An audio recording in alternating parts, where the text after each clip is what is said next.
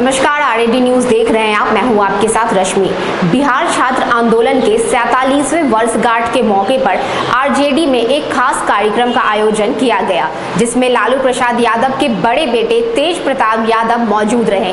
लेकिन इतने बड़े कार्यक्रम होने के बावजूद आरजेडी के प्रदेश अध्यक्ष जगदानंद सिंह गायब रहे। हद तो तब हो गई जब अपने भाषण खत्म होते ही किसी बड़े नेता की तरह तेज प्रताप वहां मौजूद तमाम वरिष्ठ नेताओं की उपेक्षा कर चलते बने और उनके साथ उनके तमाम समर्थक भी खिसक लिए। इसी दौरान पार्टी के राष्ट्रीय उपाध्यक्ष शिवानंद तिवारी को बोलने के लिए आमंत्रित किया गया। ऐसे में शिवानंद तिवारी को तेज प्रताप यादव का यह व्यवहार काफी नागवार गुजरी और उन्होंने पीछे में ही सही कुछ खड़ी खोटी बातें भी सुनाई और आरजेडी के भविष्य की भविष्यवाणी भी कर दी। देखिए किस तरह शिवानंद तिवारी तमतमा उठे।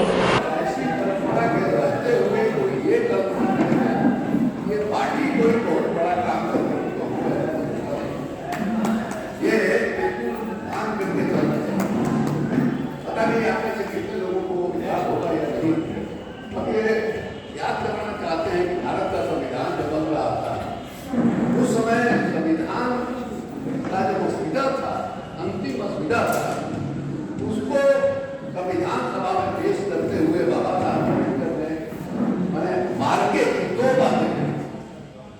अब एक ही बात का उदाहरण देना चाहेंगे। उन्होंने कहा भक्ति जो है बहुत अच्छी चीज, भक्ति के जरिए आप मोक्ष प्राप्त कर पाएंगे, भक्ति के सहारे आप स्वर्ग में जाने की कल्पना कर सकते हैं। लेकिन जब राजनीति में भक्ति आती है तो समझिए कि उस राजनीति का पतन होना असंभव है। यही हम लोग देख रहे हैं। सिद्धांत के प्रति, नीति के प्रति कोई समझ नहीं है और आप जो है क्या करें। तो साथियों, बहुत देर से चर्चा हो रही है, जो लोग बच गए यहाँ, हालांकि मुझे है कि छात्र संगठन के और छात्र जो जनता है उसके लिए ये कार्यक्रम होगा, उसकी स्मृति में होगा। हमको अच्छा लगा। नौजवान जो है आपके पीढ़ी के लोग जिन लोगों ने उस आंदोलन को देखा नहीं है, ऐसे कई लोग होंगे इसमें जिनको ये भी नहीं जानकारी होगी कि इस देश में आपात काल लगा था। इस देश में जब राजनारायण जैसा आदमी हुआ था, चक्रधारी का नाम सुने होंगे, लेकिन क्या क्या हुआ था इसकी जानकारी नहीं। हमारे जैसा आदमी जब राजनीति में आया था, उस जमाने में जो हम लोग के सीनियर लोग हुआ करते थे, वो लोग क्लास कराते थे। बेरोजगारी के बारे में चर्चा होती थी, राष्ट्रवाद के बारे में चर्चा होती थी, हिंदू मुस्लिम समस्या के बारे में चर्चा होती थी, गरीबी के बारे में चर्चा होती थी, राजकाज कैसा चल रहा है और कैसा चलना चाहिए, इस पर चर्चा होती थी। 4-4 दिन, 5-5 दिन, 6-6 दिन का हम जब आए राजनीति में उस समय कम हो गया था, लेकिन हमने सुना कि एक हफ्ते का 10-10 दिन का शिविर जो चला करता है। बगैर उसके आप लाख स्तर पर तक लीजिए, लेकिन जब तक सिद्धांत और नीति को आप नहीं समझिएगा और सिद्धांत और नीति के अनुसार अगर आप राजनीति नहीं कीजिएगा तो देश बदलने वाला नहीं। आज क्या हालत है देश की? लोकतंत्र खतरे में है। अब्दुल हरी सिद्दीकी ने विस्तार से आपको बताया। जो लोग दिल्ली के कुर्सी पर बैठे हैं उनका लोकतंत्र पर यकीन नहीं है, उनको भारत के संविधान पर यकीन नहीं है। जिस समय संविधान बन रहा था उस समय आरएसएस जो है, जिसने भारतीय जनता पार्टी बनाई, भारतीय जनता पार्टी के पहले जो है वो जनसंघ पार्टी बनाई। और जनसंघ पार्टी किस लिए बनाई? जब महात्मा गांधी की हत्या हो गई थी और महात्मा गांधी की हत्या के बाद आरएसएस जो है, राष्ट्रीय स्वयंसेवक संघ जो है, वो बहुत परेशानी में पड़ गया। उस समय उस पर पाबंदी लगा दी गई थी, उसको गैर कानूनी घोषित कर दिया गया था और गैर कानूनी घोषित करने वाले सरकार थे जो समय गृह मंत्री थे। और हमको याद है उस समय गुणवत्ता साहब जो लंबे समय तक आरएसएस के प्रमुख रहे और उनकी विचारधारा का छाप जो है मैंने आज के दिन भी दिखाई देता है। जो नरेंद्र मोदी जी हैं, मैंने देश के प्रधानमंत्री, उन्होंने 3-4 लोगों की जीवनी दी थी। उसमें सबसे लंबी जीवनी जो है और सबसे मोटी जीवनी जो है गुणवत्ता के बारे में, गुणवत्ता का प्रभाव उस पर है। तो गुणवत्ता साहब जेल में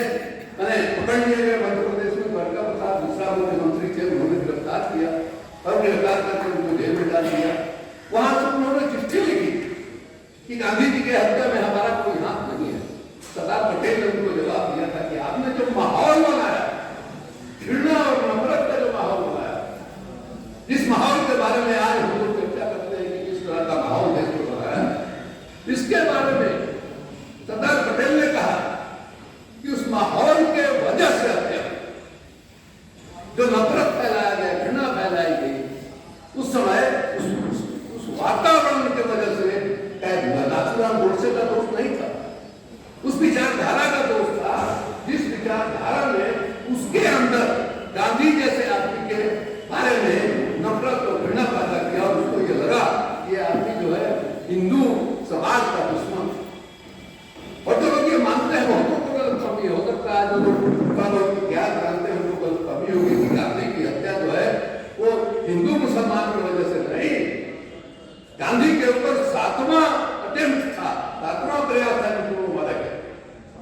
उसके पहले जिस समय अम्बेडकर साहब, अरे हम लोग जानते ही बात नहीं है अम्बेडकर साहब और गांधी के बीच में जो समझौता हुआ जिसको पूना पैक्ट के नाम से जानते, और उस गांधी जी ने उपवास किया, उपवास के दबाव में बाबा साहब अम्बेडकर और गांधी जी के बीच में समझौता हुआ।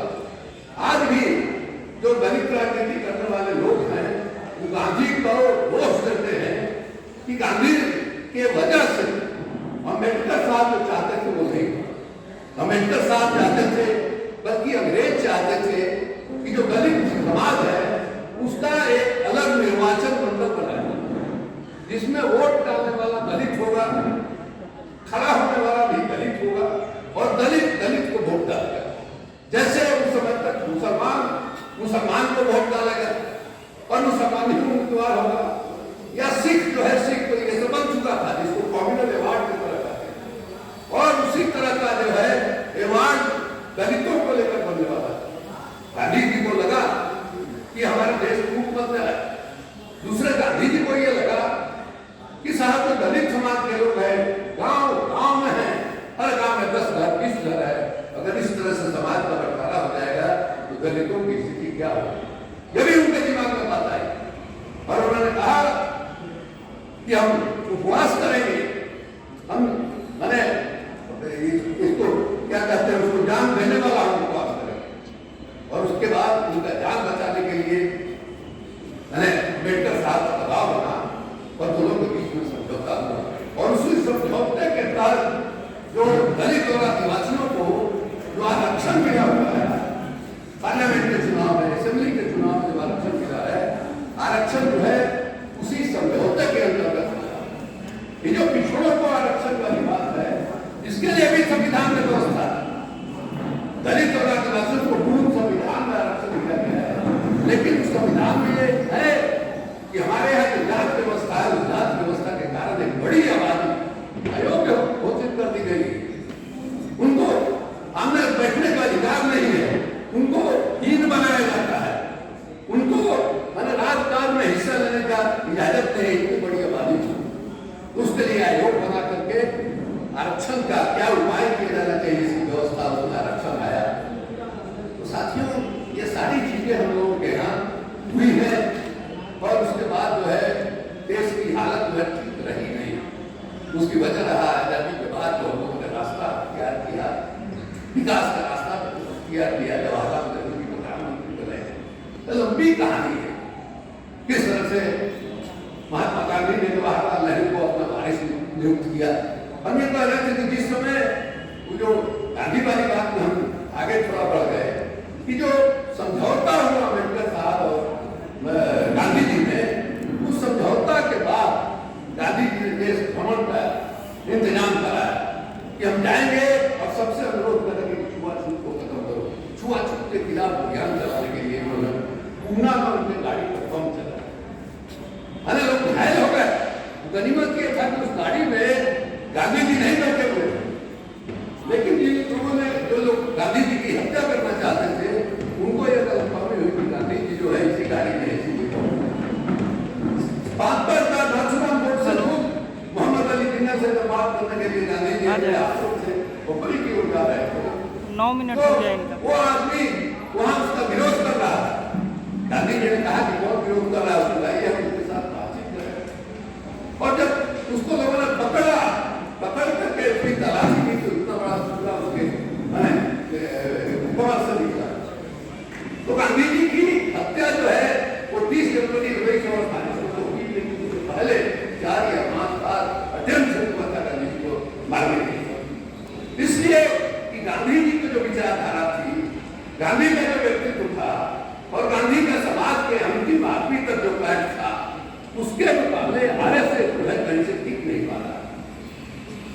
फ्रस्ट्रेशन कहिए, गुस्सा कहिए, उसके वह कारण था कि नहीं शादी शादी में रहते हमारी विचारधारा जो है देश में नहीं फैलेगी और इसलिए जो है उनकी हत्या आज वही लोग सत्ता में है। इसलिए गांधी को उन्होंने सबसे बड़ा अवरोध माना था साथी। इसलिए आज जो कुछ हो रहा है इसके लिए हमको गांधी के पास जाना होगा, गांधी के पास जाना पड़ेगा। गांधी जी कौन सी राजनीति कर रहे थे, किस ढंग से कर रहे थे, जिसकी वजह से इनका जो प्रभाव है देश में नहीं फैला। ये जो किसान आंदोलन हो रहा है, किसान आंदोलन ऐसा कभी आपने सुना था? हम लोग के यहाँ सुखबुगाहट नहीं है, लेकिन ऐसा आंदोलन सुना था एक 100 कुछ दिन 7 दिन 8 दिन हो गए। इस बीच में कितनी ठंड पड़ी, इस बीच में कितनी बारिश हुई और कहीं से कस से मस नहीं हुआ। 26 जनवरी को जो घटना दिल्ली में हुई उसको छोड़ दिया जाए, उसमें भी अरे बहुत सारा पेच है कि वो कैसे हुआ, लेकिन उसको अगर छोड़ दिया जाए तो कोई भी ऐसी घटना उस आंदोलन के जरिए नहीं हुई जिसकी वजह से हम उंगली उठा सके और कहे कि नहीं गांधी वो गांधी के रास्ते पर चल करके उन्होंने ये उपलब्धि हासिल की, अद्भुत आंदोलन।